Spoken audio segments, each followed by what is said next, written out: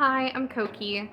A lot of people on this app right now are posting their most famous videos or why they blew up in the first place and that they're gonna miss it here. And I love that. That's really great.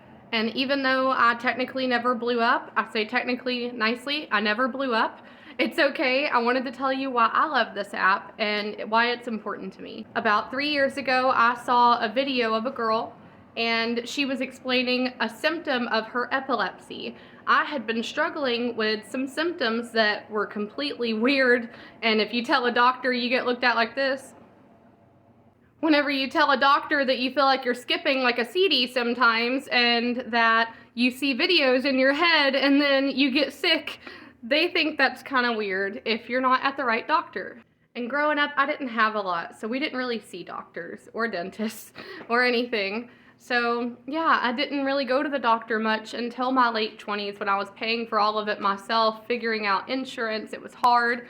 And this one girl's video where she talked about a symptom of her epilepsy, it turned out she had something called temporal lobe epilepsy, and her specific video was so specific to my symptom of feeling like you're skipping that I was like, oh my gosh, I'm not crazy. If it hadn't been for her, I never would have started researching temporal lobe epilepsy or epilepsy in the first place. I didn't think I had seizures. I've never fallen on the ground. You don't have to fall on the ground to have a seizure. I also thought I had Tourette's for about a year because of my tics. It causes you to tic. I have extra electricity in the gray matter of my brain. So think of it like the electricity is a stick and my brain is a frog open up in science class, and the electricity is poking my brain, causing reactions. The reason that I started having more seizures later in life is because I was taking a weight loss medication that is almost identical to the ADHD medication I should have also been taking. I was diagnosed with ADHD first. That helped with the diagnosis for epilepsy. It turns out if you have epilepsy or if you have ADHD, autism, or both, which I have both, that you probably have epilepsy. And it's because of all the electricity and hyperactivity in your brain.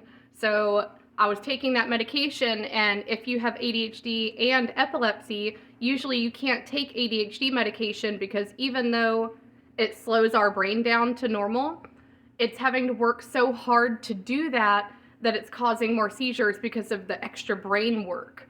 So I was having more seizures and I had never had one before, so I didn't know what was going on.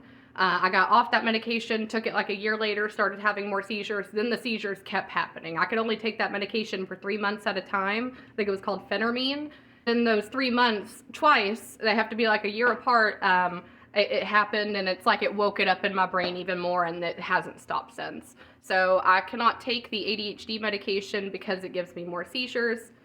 I can't take the seizure medication because I work at a corporate job and I couldn't function and do my job, and I don't want to go on disability because I can't afford to live on disability in this world.